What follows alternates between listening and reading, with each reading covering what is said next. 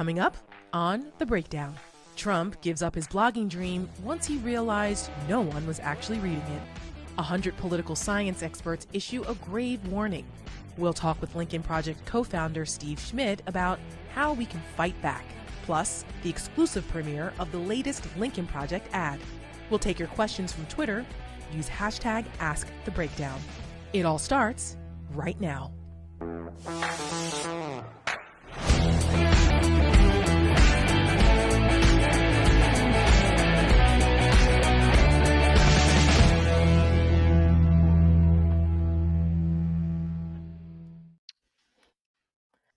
Good evening and welcome to The Breakdown. I'm Tara Setmayer, and with me as always is my illustrious partner in crime, the Rick Wilson. Good evening, Rick. Good evening, Tara. I haven't committed any crimes yet that I'll confess. Yes, what kind of mischief are we going to get into tonight? There are people who have fucked around that we'll find out. I think so. And I think our audience is always waiting with bated breath to find out who that may be each evening, each show, because there's usually at least one. But before we get started with all of that, of course, if you have questions for us, please hashtag Ask the Breakdown, tweet them to us, and we will answer them for you later in the show. And our good friend and Lincoln Project co-founder Steve Schmidt will be joining us in just a little bit. And guess what's back, Rick? The old school voicemail. It's back. Yes, we are reintroducing our voicemail system. So please, please, please call us. There's the number, 855-518-1582. Keeping it old school because that's what we do around here and it keeps us kind of young. So call it, leave us a brief very well message for me, but oh well.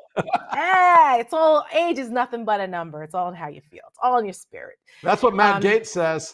Oh, nice. Ding. Oh my God, I teed that up. Perfect for you. Too easily. Too easily. So yeah, so call us, leave us a voicemail, and we'll play them later in the show too. Maybe not this show, I think next show. So anyway, Rick, we've got some headlines to break down, and this one is fun. It's so fun. It's really petty, but I'm here for all of it. Donald Trump's blog is no more. It has, as someone I know wrote a book that said everything Trump touches dies. That includes blogs. He is now not only a retiree in Florida and now summers in Jersey, but he is now a failed blogger. We can add that to his litany of failures in his life. It is so delicious. Isn't it? Brad Parscale and Jason Miller told him, you'll have thousands, millions of people flocking to you to read your strange rants, your excrescences, your verbal diarrhea. They'll love it. And yet they loved it not in droves. It was a single digit sort of traffic there. Sorry, Donald.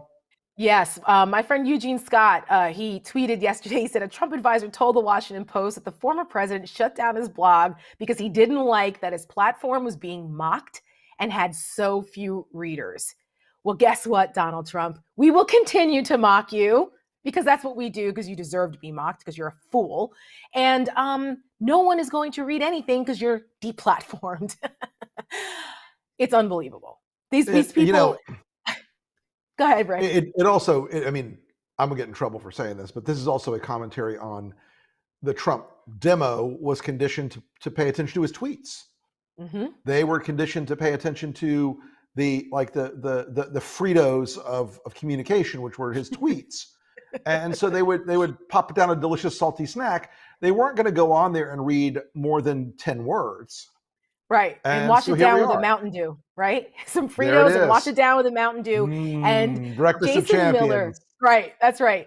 Jason Miller, who, is a particularly despicable person and who we mock often on this program. He actually tweeted out on May 4th, all about how this was going to be like the greatest thing ever. And, right. And then that's how it's going now. 29 days later, it's done. The From the Desk of Donald Trump is done. And we had a funny graphic because people started, of course, making fun of what actually has lasted longer than Donald Trump's blog. And I think we have a list. Let's go through them because people are very funny. The Greek yogurt in my refrigerator. What else? Kim Kardashian's marriage to Chris Humphries. Oh my gosh, that's Savage. true. Yep. Rudy's hair Rudy's dye. hair dye. Cold hamburgers at the White House. Oh my God, that's hysterical. Yeah. Ted Cruz's defense of his wife. Yes. Ooh, savage. Nice. Do we have any more? Is that it? I think that's a good one to end on. Ted Cruz's defense of his wife. Pretty solid, though. Pretty solid, yes, though. it is. But you get the point. I mean, poor Donald Trump doesn't like to be mocked. And, nobody's reading my blogs. Why? So, of course, they're making up for that by saying, oh, no. We're taking it down because we're preparing for another social media platform.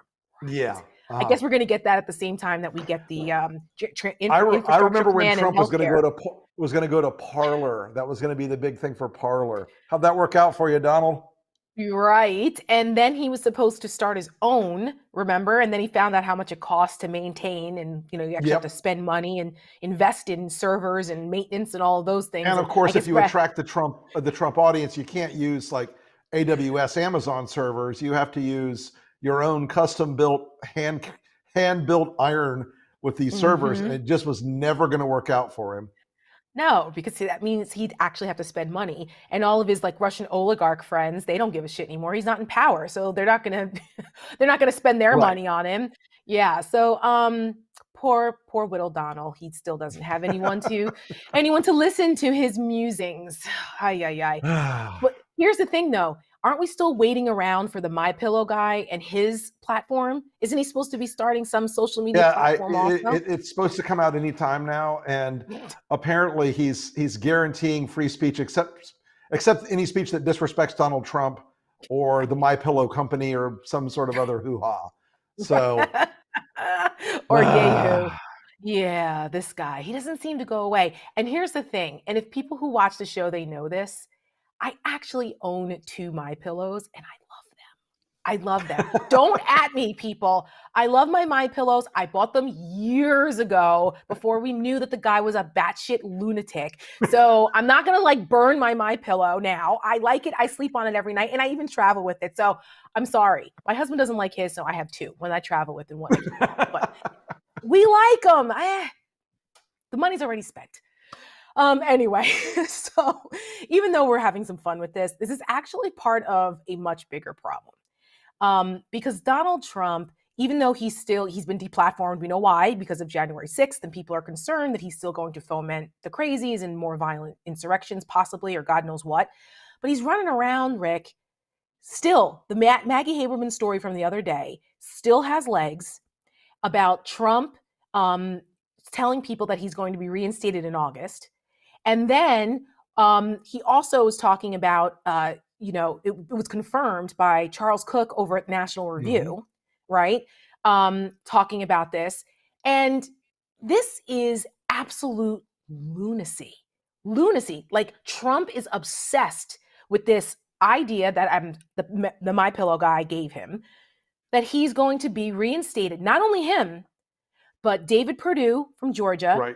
And McSally out in Arizona. Why are they all together? What's the association? There's a recount going on. Yes, cyber ninjas out in Arizona is doing this fraudulent recount, this fraud. So he thinks that something's going to come from that. And then you have Georgia now that has agreed to do some type of other examination again. We talked about this on one of the other shows, how Brad Raffensperger decided that, we'll do one more audit because, just for transparency. Because beating Trump's ass 8 times just wasn't enough, apparently, for them. Apparently. Tara, I will say this. The Maggie's reporting on this and then the Charles Cook story, they both had a very interesting sort of hitch in them.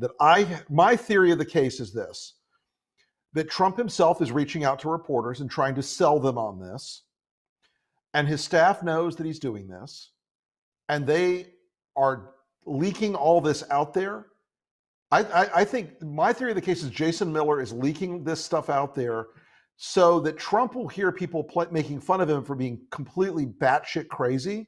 And so he won't go out at this rally on Friday, tomorrow at the rally, or is it Friday or Saturday? I think it's the Saturday. Rally in Saturday, you're right, yeah. the rally in North Carolina, he won't go completely batshit out there and tell the audience, I'll be president again in August, don't you worry. I mean, I think that there's a degree to which his own staff is sandbagging this because they know how flippin' crazy it sounds and how completely manic it sounds. I mean, maybe. You're probably right, because knowing Jason Miller and the people that he's surrounded with, they do try and manage this as much as possible because they're like, okay, how do we manage the crazy? But Right. you cannot manage Donald Trump. He's No. unmanageable. You cannot manage him. So they might have been trying the strategy, but do you really think that Donald Trump gives a shit whether people are, denying him or not? The more people say this is nuts, the more he's going to say it. He triples down on stuff. It takes a lot for him to say, all right, maybe I'm not going to do that now. Now he's like even more emboldened. Damn it, I am going to be reinstated. No one's going to tell me I'm not. You all are the ones that are crazy. I mean, I don't know. I don't think it's going to stop him at all. I don't think it's going to stop him. Maybe it will for a couple days. He can't help himself. Look, there's a whole genre of reporting in Washington, particularly prevalent in the 2017, 2018 window of Washington, D.C. reporters getting played by access journalism, moves by the Trump White House, where they would go out and write stories saying there's a process inside, there's sanity, it's just like a regular White House, except he's a little bit eccentric. That was a lie. Right. And people reporting it now that there's some sort of process or control, or they've got a shot collar on this guy, are either lying to you or protecting their sources in the Trump world. Which, there are still a few people that are well known to protect their Trump sources at the cost of their own credibility, reputation, honor, and integrity. But that is what it is. And, that's right. And, so that's why these people are doing this. That's my theory, why they're leaking it, because they don't want Donald Trump to seem as insane as he is. They want to keep the gravy train running instead of Trump being like locked in a padded cell with a drool bucket next to him. Yeah, or locked in a cell behind bars. But the thing about this, though, they can try all they want, but this shit is nuts. Like, there is no reinstatement clause in the Constitution. There's literally nothing that exists even remotely close. It's right after the unicorn clause. There is no such animal in the Constitution in any capacity. There's no redos. There's no reboots. Charles Cook was pleading with Republicans in the National Review article today to pay attention to the fact that this isn't just trolling or performative or pushing back against the libs or the media. This is pure fantasy, and it makes the party weaker by pursuing it because it is inevitably doomed to fail. There is no legal, political, constitutional, civil, traditional, normative force that allows you to do a redo and just reinstate Donald Trump as president. Nothing. Hear us clearly. There is nothing that allows for this in a republic. Maybe in a banana republic, but not in a constitutional republic. That doesn't happen. Lincoln Project today released a rapid response ad in response to this little crazy idea by Donald Trump. Let's take a look. We have new reporting from Maggie Haberman of the New York Times, reporting that Donald Trump has been telling a number of people that he expects that he is going to be reinstated as president by August. I don't know if he thinks it's a military coup that will get him there, like Mike Flynn is suggesting, or just enough cyber ninjas audits of enough states. This is the exact language that incited January 6th. And this isn't just anyone. This is the former president who is still in control of the Republican Party.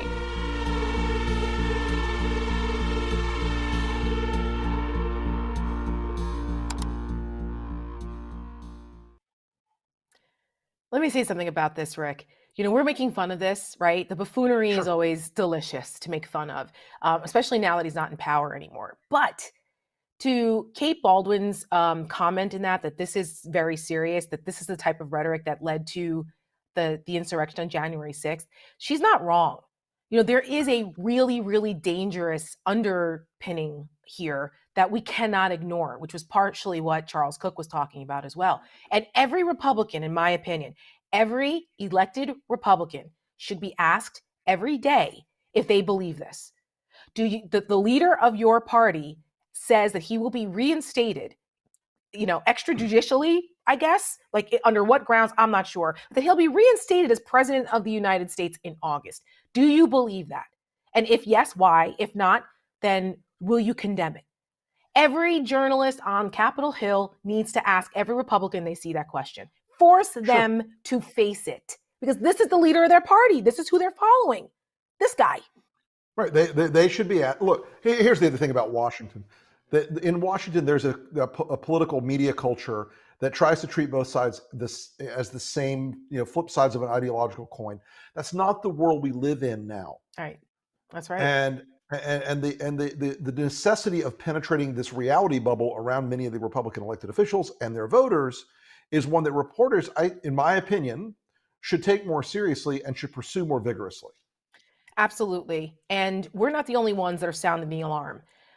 Recently, experts, political science experts, over 100 of them warned about how dangerous this type of behavior from Trump is. And it's not the first time that we've seen this, right, Rick? I mean, during the election, we had generals come out and warn after what happened in Lafayette Square, which is highly unusual. We had national security experts come out and warn about how dangerous Donald Trump is and will be if he's reelected. And now we have democracy experts coming out warning and saying, listen, this is incredibly dangerous to our democracy. Trump, this behavior cannot be normalized, right? Because Republicans are normalizing it. And, this is something that a lot of people, I don't know, like we continue to talk about this and we keep beating this drum because maybe people will listen. And I think a lot of our supporters listen, but I don't know that people internalize how serious it really, really is, because certifying elections and respecting the peaceful transition of powers, that is the hallmark of our democracy. And without that, what do you have? You have an autocracy. And that's what these people want. Republicans have turned into the party of autocracy. Well, anyway, let's move on to the next segment. We're going to keep beating on this particular horse. No worries, Rick. You could have finished your thought now. No, there's no satellite that's going to cut us off. But Yet. No, yeah, I know, right? Well, anyway, we will continue this conversation actually, because in our next segment we have Steve Schmidt coming up to join us. Yes. So stay tuned. We'll be back right after the break.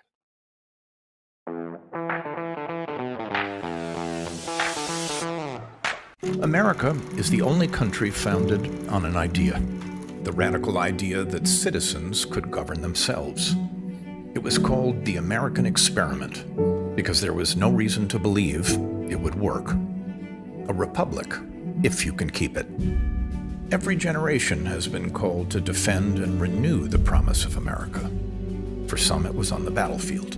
For others, it was on the Edmund Pettus Bridge. Now, the battle has come to the steps of the Capitol itself. Democracy is under assault like no time since 1860. We have a choice. Look away or stand up and fight. It's not about conservative or liberal. It's about freedom versus autocracy. We didn't choose this moment, but history has chosen us.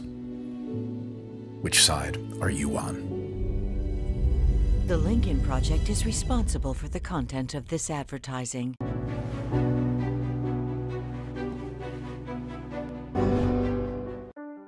We will never forget them, nor the last time we saw them, as they slipped the surly bonds of earth to touch the face of God. Those who are lost now, their legacy must be our lives. I can hear you, and the people who knock these buildings down will hear all of us soon. Amazing grace. I am dispatching thousands and thousands of heavily armed soldiers. We dominate the streets. I won't traffic in fear and division. I won't fan the flames of hate. It's time to pick up our heads. Remember who we are. This is the United States of America. Paid for by the Lincoln Project, which is responsible for the content of this advertising.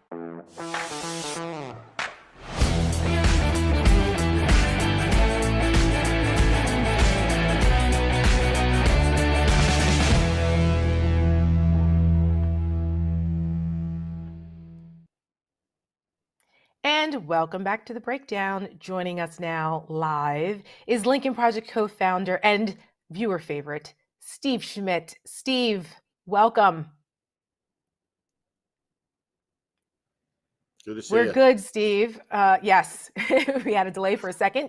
Glad to see you, buddy. Lots to talk about tonight. And I know one of your favorite topics is to talk about the importance of protecting our democracy and why we should all care about it. On Tuesday's show, we talked about the threats to our democracy. We had Professor David Farris on with us.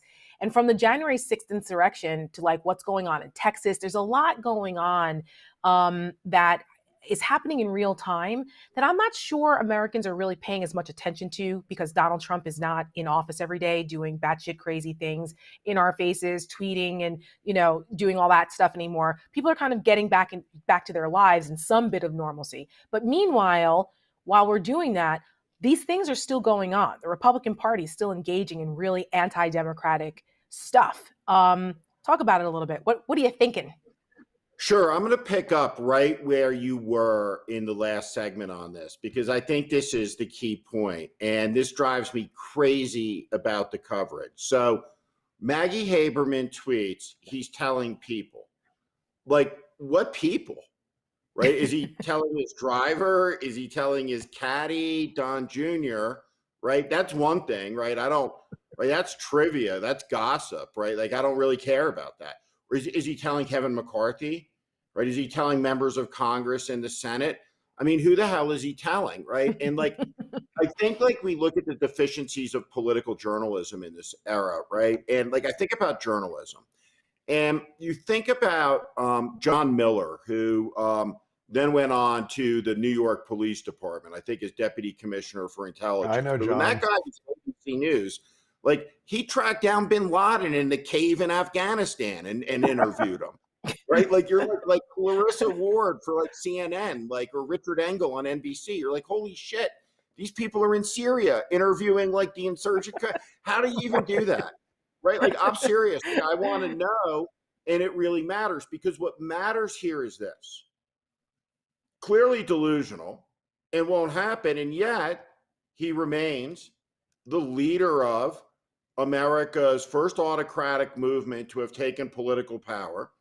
It's now overtly more autocratic than it was even on January 6th. The democracy condition with Republicans has deteriorated. Adam Kitzinger talked about that tonight, though I disagree with the diagnosis that it was McCarthy's visit that brought Trump back to life, because Trump was never gone. Right? Trump has always been the leader. And we're in a new era in this country that requires people to wake up and face squarely a danger.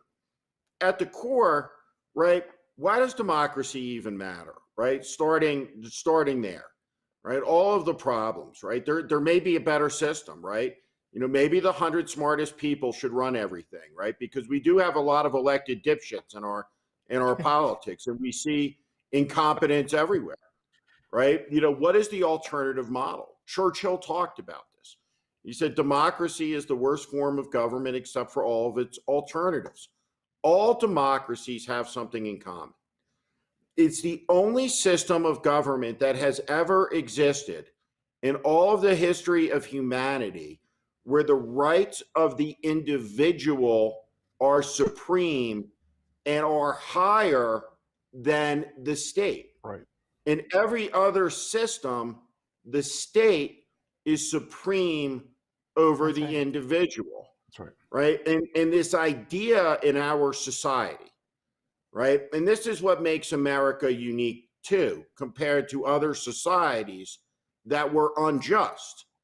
In America, for much of its history, has been an unjust society to huge groups of Americans. But those groups only sought inclusion under the majesty and the perfection of the idea that we are all created equal.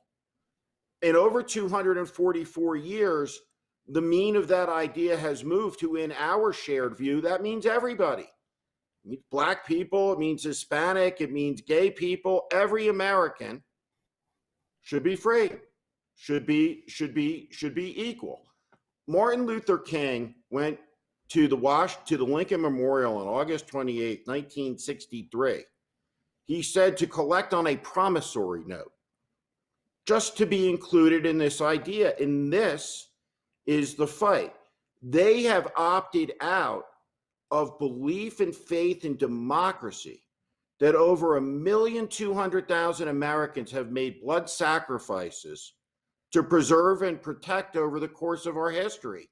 And they're doing it for a decrepit, delusional, autocratic wannabe. And the terrifying thing is, when you look at the 40,000 votes over 3 states that separated a Biden victory from a loss, when you look at the 0.25% that separated Purdue winning in Georgia versus a runoff, when you look at the thinness of the margin, the delusional guy is their front runner for president in 2024. And everybody should wake up to this reality. I'll tell you how he gets back on Twitter. It's the day he announces his candidacy. Yep. I'll tell you how he gets back on Facebook. It's the day he announces his candidacy. You know what his best strategy is to inoculate himself from criminal prosecution? It's to announce his candidacy. Run for office. And he is the leader, indisputably so. And these people genuflect to his every insanity. And that is the story. And that is why we're not out of line to say, who the hell is he saying that to? And the deficiency in the facts presented to the American people about the danger because of the transactional relationships and the transactional access journalism is a real danger to the country. You know, Steve, I think that's so spot on. It's something we've talked about a lot, is that, you know, as an institution, the press is one of the few things outlined in the First Amendment where we give them a special set of protections under law, that there's a sort of trade-off that should be made there, that they should be fiercely independent. And there is a cultural rot, in my view, in the Washington, D.C. sort of media culture. Not every reporter, not every person involved, but so many of them reach a certain level where it is a trade-off, where they will pretend there's normalcy when there is not. They will pretend there's sanity when there is insanity. They will pretend there is just doing business when there is lavish corruption. And I think there are a lot of people that have inside Trump's world that have learned to play that system very effectively, sort of in a parasitic way. Yeah, for sure. For sure they have. Well, I think that's obvious because we saw the way Trump was handled in the first time around when he ran. I blame a lot of the media for legitimizing him. It was a spectacle, but they gave him billions in airtime, free airtime, right? And then it was Les Moonves, former head of CBS, who said, you know, Trump is bad for our democracy, but great for ratings. You know, that right there showed you kind of why people don't like mainstream media and some of the culpability. And I think that when we have stories like this, you still have some of the same mistakes being made again in the way that they cover him. They need to be covering him. If this were anyone else, the way Trump behaves, they would be calling for, you know, for him to be committed, or like for an intervention to happen with his family members. Baker acted, like, as we say, right? in Florida. Baker acted. That's right. You know, like there needs to be an intervention, or maybe we start looking at the home in Florida for him. But they still treat him as though he's on the same footing as former presidents. He's not. He's not. He's a twice impeached loser president who fomented a freaking violent insurrection against the United States. He is a traitor to our Constitution and continues to spew vitriol and disinformation and dangerous rhetoric that is an existential threat to our country. Why doesn't the media treat him that way? Well, let me say two things in reaction to that. And I don't want to be ungenerous about this, and I don't mean this by way of exaggeration. Off the top of my head, and for sure, as we say this, for sure there will be another example or two, but I don't think there will be another 3 or 4 more. I think in the 4 years of his presidency, who gave Donald Trump a tough interview? Chris Wallace did it. Jonathan Swan did it. And Savannah Guthrie did it. Yeah, that's right. And off the top of my head, I can't think of another person that asked him a question to get at some of the most core and fundamental issues around a range of subjects, right? It was just wasted space where Trump manhandled, where Trump manhandled the interview. And so when you look at the totality of all of this, the reality is, and I can make the argument that at this hour, despite his loss, he remains the most powerful man in America. And let me tell you why I say that. He's a man without morals or conscience, and he's a man who has the power to kill with a whisper, with a word. Joe Biden won't exercise or abuse that type of power, but Trump will for selfish aims. And so we've already crossed the Rubicon. We should pay attention. When our elected officials tell us around an impeachment vote that we are intimidated and afraid for our lives, wake up. You're not living in a free country anymore. When the people's representatives are intimidated, when you're intimidated by threat with regard to support for a candidacy, when government is used as a weapon. All of these things are things that Trump did. And if he should take power again in this country, we won't have another election. There are so many lessons from the 1930s that are important. We talk about this in the culture mostly because people make stupid analogies. Steve Schwartzman goes out and says something like, well, my rates went up 2% on my taxes. Now I know what it was like to be in Auschwitz, right? Like morally offensive, right? Adolf Hitler was absolutely obsessed with taking power legally. Legally. That's right. Legally. And when he did, it took 6 months to completely snuff out democracy. And he did it with a high watermark of 37% of the vote, which was achieved 2 years before he took power. The point here is in a binary system, the fear of the far left, which is what the Republican strategy is in the culture war that they are waging, a message to the middle class and to disaffected Republican voters and independents, right, is that those people over here that you voted with in this last election against Trump, they hate you. They hate your identity. They hate your family's history. They're going to take from you the things that you've built and you've earned. And this is always the strategy.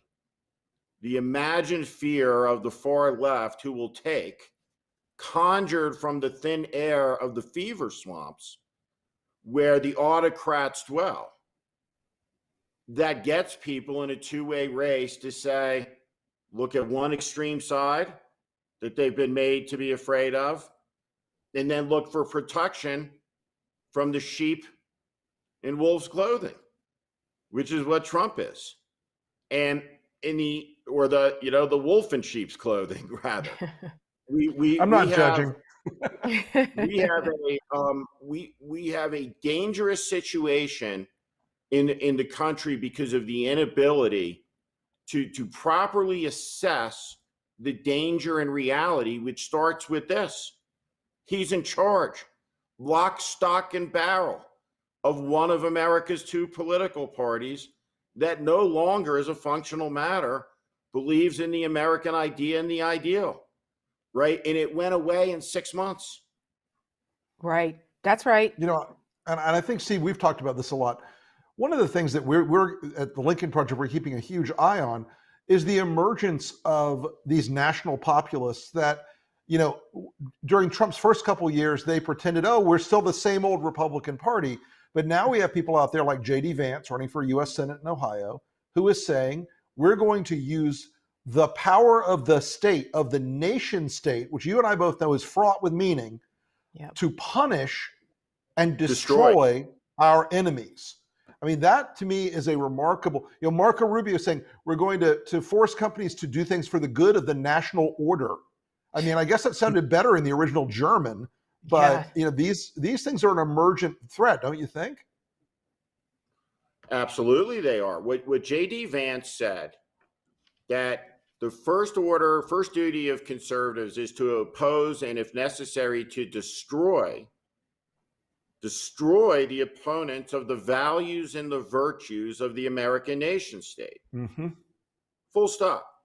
Now, coming back journalistically, might that conjure someone who was celebrated on every network show, from Oprah to the Today Show, be asked a question? What do you mean by destroy? Do you mean to kill? Mm-hmm. Do you mean to confiscate property, to imprison in re-education camps? What do you mean? What are the virtues and values of the nation state? Now, in the end, nation states don't have virtues and values. In a democratic republic, virtues and values are vested in individuals. Mm-hmm. Right? The idea that's so unique in this country, that our founders ventured into the area of what is the meaning of life. And they posited it was the pursuit of happiness. That's right. The injustice in the country was everybody should get to pursue happiness, not just white Protestant landowning men. But that was a different age 240 years ago. And if you look at how far we have journeyed, right, in 100 years' time, from the Tulsa race massacre, we should understand that though long ago, these events have occurred in the span of a single human lifetime. And our obligation is to perfect the union. I think so many people seem to have no ability to comprehend a lot of issues of our time, yet seem to have the arrogance of perfect clarity about everything that happened 200 years ago. The reality is that the country is inherently flawed because people are flawed. And it was the first country of the people, by the people, for the people. Now, though, at least I thought we had a broad consensus in the country, and we certainly have a sizable majority that believes this is for everybody. But there's a great fight. And what we have to do, if you believe in democracy, we have to win 4 elections in a row to bring this to submission.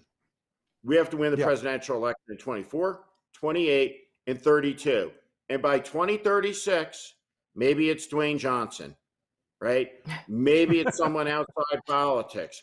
Maybe it's a winner who looks at the white supremacists, the white nationalists, the people that Lindsey Graham have said, these new Trump voters that have come in, the guy with the Camp Auschwitz shirts, this element that teems with violence, well, we can't win without them. Morally, these people deserve repudiation. No political party that stands in coalition with them, it can be a moral party. In fact, standing with them is evidence of their immorality in a democratic republic. And their embrace of conspiracies and lies is the front line of the great fight. Where is the fight? The fight is at the place where the lie can first be met with the truth. And that's why it is so important to talk about nonstop and forever about the insanity that has been mainstreamed and the violence that was manifested, because we will not have a better warning sign. That's it. We don't get a better one. That's the last warning. The intrusion of these forces, of the QAnon people, the conspiracy people, you know, the 3%ers, the Proud Boys, you know, you're seeing that everywhere infect the party. You've got in Arizona, Proud Boys being put up for state Republican committee positions because they want to ensure that they're going to do it. In California, what was a Republican party is now running a recall effort against Gavin Newsom, run by a bunch of people who have decided that being in bed with the QAnon folks and the Proud Boys is a great strategy in California. Right. You know, look at what happened in Huntington Beach with Tito Ortiz, the MMA guy. These people, nuts. They have spread this. They have spread this insanity out, and they're trying to say, well, we can't win without them. We got to keep them around. This is an argument, folks, that doesn't lead to a good place. No. Once the people in your party can blackmail you to accept their craziness, you don't have a party anymore. You've got a cult. Not only craziness, but lies. Things that are just completely untrue and that go completely against the Constitution that you swore an oath to. That is a huge problem. But we are not going to solve the world's problems in this block. Maybe we'll solve them in the next block. So stay tuned. We're going to take a quick break, and we have more to come. We also have our new Lincoln Project ad coming, and I know Steve will have some things to say because there's lots of history in it. So stay tuned. We'll be right back.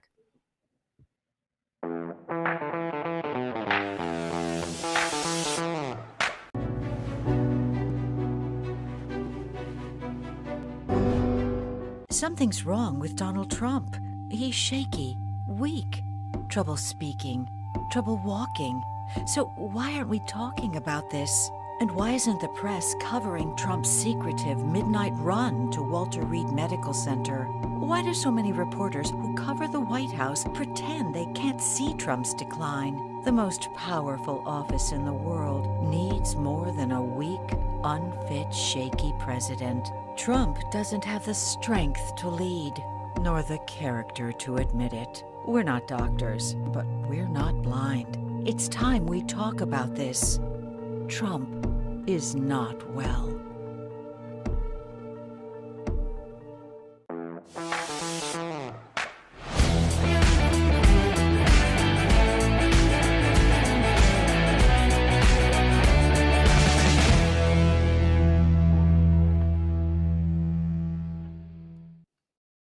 And welcome back to the breakdown. Our good friend and co-founder of the Lincoln Project, Steve Schmidt, is still with us. And Steve, we're going to premiere our latest Lincoln Project ad right now exclusively tonight because the fight against fascism matters now more than ever, similar to what we were just discussing. Let's take a look. Who is Antifa? They stormed the beaches of Normandy, parachuted into the French countryside, and gave their lives to face down and fight back against fascism. They took down Nazi machine gun nests, tore apart the Third Reich's strongholds, liberated concentration camps. Anywhere Antifa saw fascism, they fearlessly and relentlessly annihilated it. Fascism was defeated because of patriots like these, proud Americans who knew that the fight against fascists was not simply a battle between opposing nations. It was a war against inhumanity. A war we still fight today. Anti-fascism. It's not a cable news talking point. It's an American ideal that should be memorialized because it was paid for in blood. The Lincoln Project is responsible for the content of this advertising. Man, that's a powerful ad. D-Day's coming up on June 6th, thus the theme that we saw there. Rick, talk a little bit about that ad, and then Steve, we'll get your reaction as well. You know, part of it, Tara, is an honest sort of like rising sense of just disgust with the way that fascism has been mainstreamed and normalized in this country, where you've got the guys like Josh Hawley and J.D. Vance, who are out there basically using the playbook from the 1930s in Europe. And, you know, I think it's important that you don't throw the anti-fascist phrase out there and let it become a pejorative with a fake sort of talking point from the agitprop machine of Fox and others. That ad will make Tucker's head explode, of course. But it's important, I think, to remember that an opposition to fascism shaped our greatest generation. It was one of the great moral undertakings of our history to overthrow Adolf Hitler and overthrow Nazism and fascism in Europe, it was one of the most important things we've ever done as a nation. It shaped our destiny for 3 or 4 generations now. And as those people are fading from our memory and our lives, and there are very few of them left, they will not last another decade. It's important to remember what they did, and they did it not in the name of conquest or territory. They did it in an effort to overthrow fascism, which they recognized at the time was a profound evil in the world. Indeed, Steve. D-Day is a day that is always worth a remembrance of the beginning of the liberation of France and Europe by British, Canadian, American, Polish, all the forces of the United Nations. It is one of the most significant endeavors by complication, by size, by scale, in all of human history. And it is one of the most just days. It's a day of extraordinary heroism and extraordinary bravery.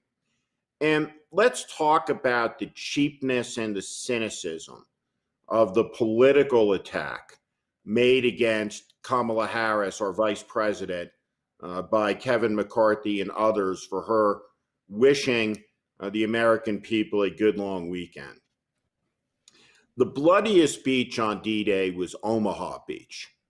And if you go to Omaha Beach in the summer on a nice day, you will see exactly what Dwight Eisenhower commented to Walter Cronkite about in 1964 when they returned for the 20th anniversary. And what they saw were families on the beach and children playing. The mines and the barriers and the guns and the barbed wire were gone. And you think about this place, and Eisenhower said this is what they fought and died and gave their lives for the freedom and joy, to destroy the slavery that was represented. And if you go above that beach, you'll find the American Cemetery, which is, if I could send every American to a place to contemplate the meaning of this country, it would be very, very high on my list. But when you go there, there are many things of note. The 34 pairs of brothers buried there, father and son next to each other, the Medal of Honor recipients, one of whom was the son of a president of the United States who insisted as a brigadier general that he be the first man off the first landing craft on Utah Beach, where he displayed valor that led to his award of the Medal of Honor, the only father to have a son who landed in the first wave. Teddy Roosevelt's grandson, Quentin Roosevelt, named for Teddy Roosevelt's second son, who was killed in the First World War. Those two brothers are buried there next to each other. But the thing you will notice the most is how pristine it is. How there is not a blade of grass out of place.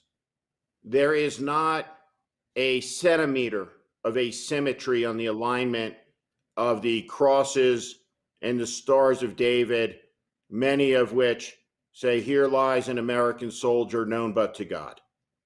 Every one of those graves faces west, back out across the Atlantic Ocean towards American shores that they would never return from. If you think about the movie Private Ryan, in the scene where the Matt Damon character is an old man, reflects on the promise that he had made to Captain Ryan to lead a good life, to have made the sacrifices that saved his life worth it, to live a life worthy of those sacrifices. Do our politicians meet that standard? What contempt those men must have for these cowards who have betrayed, in the most fundamental level, the ideas and ideals of this country, which have been fought for, bled for for 14 generations.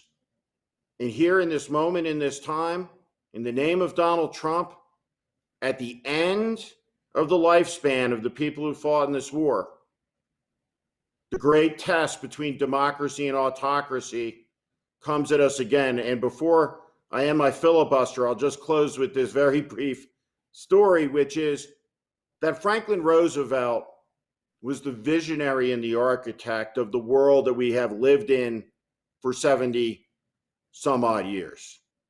That vision was argued about mostly on the periphery, but sustained even through giant misjudgments and tragedies like the Vietnam War and the wars of the Middle East over the last 20 years.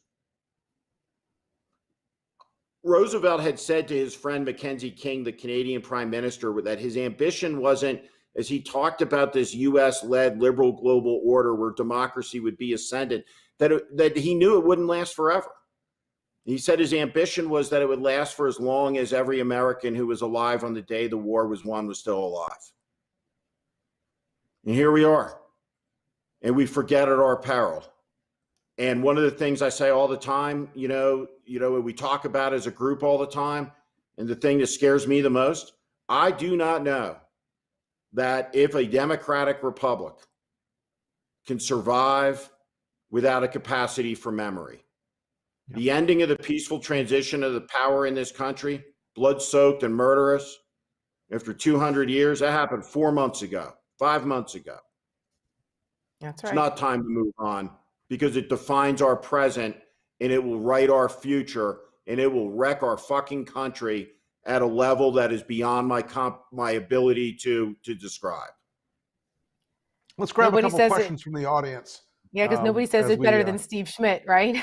Nobody. All right, you're up, Rick. Is this delusional claim that Trump will be reinstated to the White House in August really a signal to his cult to prepare to stage another January 6th style incursion? That's from Julie Hunt. Julie, I don't have an answer for you on that, but one of the things that I've emphasized in the last couple of weeks is this. Unless you have punishment and consequence for people who plot a coup and that coup fails, it's just a trial run. They'll be back. It may be this, it may be something else, but they have now integrated political violence into their ethos. It will be a part of what they do and who they are going forward. It will be an era in this country that we have not seen since the Civil War and Reconstruction. That's right. I don't know what it's going to take for these people to wake up. Next up. As a retired combat veteran, how am I supposed to take Flynn's latest comments? I'm infuriated. Do they think it's going to go well? Steve, we'll let you take that one on the Mike Flynn comment. This guy. Well, the military has the ability to do something about this. It's outrageous behavior from a retired lieutenant general. There's no ability to make his extreme rhetoric happen. Therefore, it's protected speech. He's a nut. He was the national security advisor to the president of the United States. This is just evidence of the instability, the insanity, the wretchedness of the people that Trump had around him. But every autocratic movement is made up of these marginalized losers, right? Who, for whatever reason, are overcome by their grievances and resentments. There's a lot of four-star officers that'll say Michael Flynn was one of the premier intelligence officers of his generation, but he's clearly had a breakdown of some sort, whether it's fueled by what toxic mix of vices, I don't know. But the line here and the intimations for violence from a retired lieutenant general, the United States Army has the ability to return him to active duty, court-martial him, and reduce him in grade, which I think would be a wonderful message to send. We've said it here. First Class Flynn has a different ring to it, doesn't it? Yeah. We've said it here. They could take him down to colonel. Right. I think that's what the rule is. Like Colonel Sanders, maybe. But the Pentagon is already, there's a story this week that said the Pentagon has no appetite to do anything about this, which I think is unfortunate. They really should.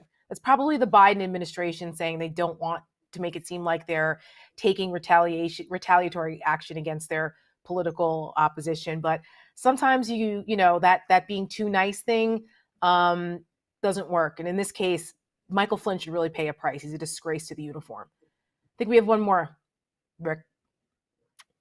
All right.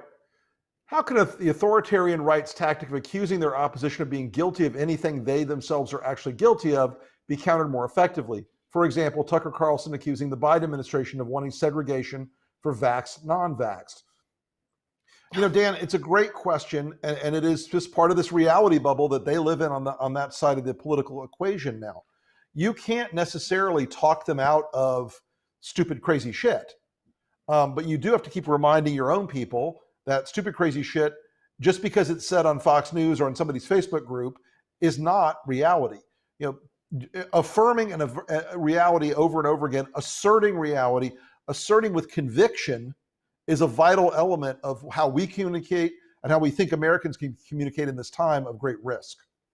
Let me say something else about that, to your point, Rick. And just because someone of color might come on and be a token and do a shuck and jive dance to make their masters happy on Fox News, that also doesn't mean that the analogy is an accurate one.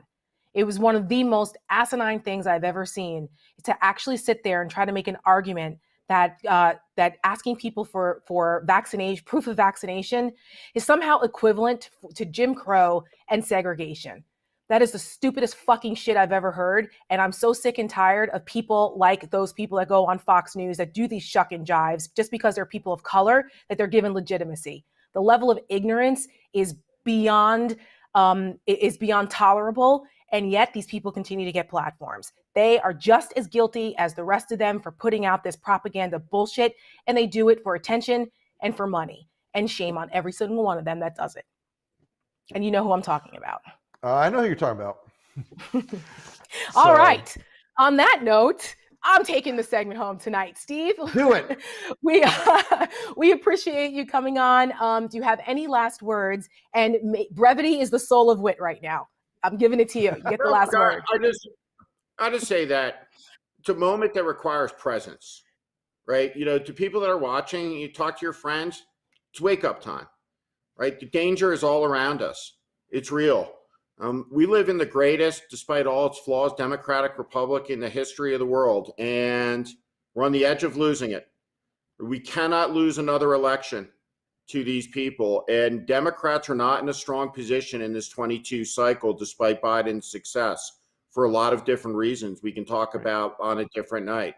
The threat is real, the danger is here, and we have to practice citizenship, all of us together collectively, to fight it back. And we can't fight it back. There are more of us than them, but they are dangerous. And for people who are scared of them, they should be scared of them. For people that are nervous that we could lose elections to them, they should be nervous that we could lose elections to them. A lot of people say to me, you know, when we do these events, make me feel better. I'm not here to make anybody feel better. I'm here to ask you to fight back against this.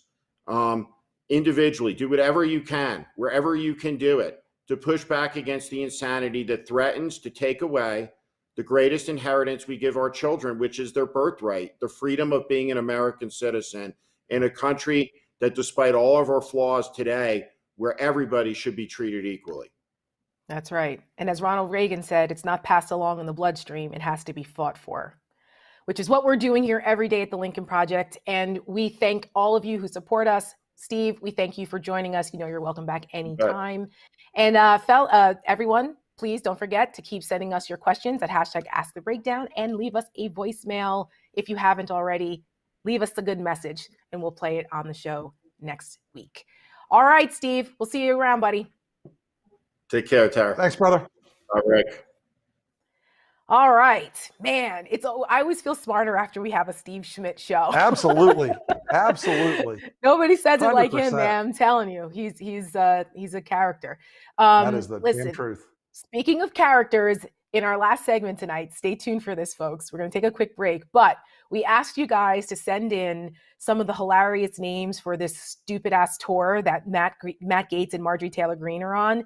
And we're going to reveal the answers, some of the answers you guys have sent in, and our names for the tour when we come back. We'll be right back.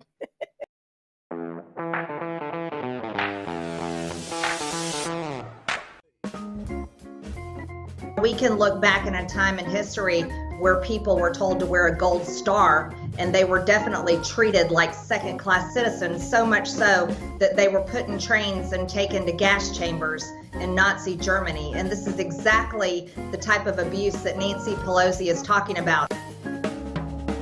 In no way, shape, or form did I compare mask mandates or forced vaccination or vaccine passports to the Holocaust.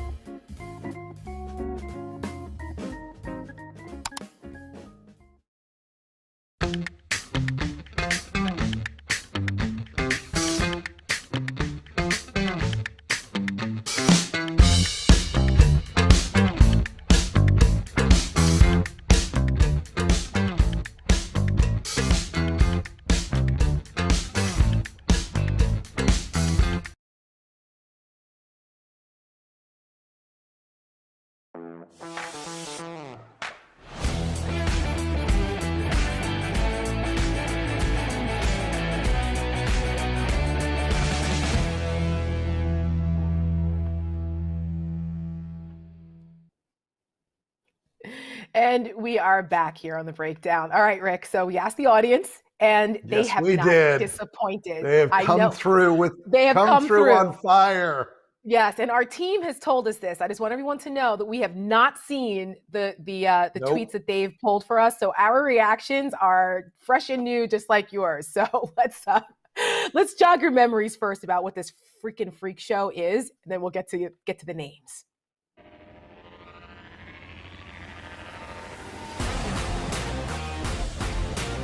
Never talked to a veteran that said he signed up to serve our country so that America could become a socialist nation.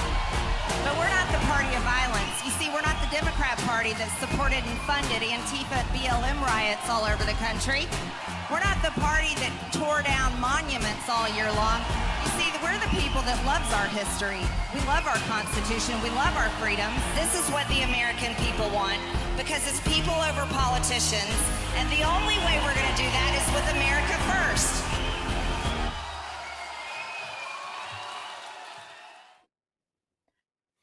And I don't know a soldier that ever signed up to volunteer to serve this country for an authoritarian country. So she can kick rocks with that. I can't stand her. All right. They are the gift that keeps on giving, and we will continue to make fun of them. So let's do the big reveal. All right, here we go. All right. Greenie in the Pain. Greenie in the Pain. Okay. All right. Okay, all right. I get it. The Gaetz Green Show should be called the Gang Green Tour. Gaetz Green Double Domestic Terrorist Tag Team Tour. Oh my God, say that 3 times fast. Right? It's Mad Maddie and Marge. One night only because tomorrow's not looking so good. Sunday, Sunday, Sunday. Nice. Boris and Natasha tour. Gaetz and Green Tour. How about the end of Democracy in America tour? Couldn't think of anything clever, but that's their goal. Sadly, that's true. Yeah. I know. Gaetz and Green equals insurrectionists on the move. Beavis and Butthead to America. Yes, I love the 90s references. The GHG Get Brainwashed with Us tour. Q and Nonsense. Q and Nonsense. That's a good hashtag. Lunapalooza. Yes, Leo Hancock. Well done. Well done. Nice. What is it? Lunapalooza? Lunapalooza. Lunapalooza. Not bad.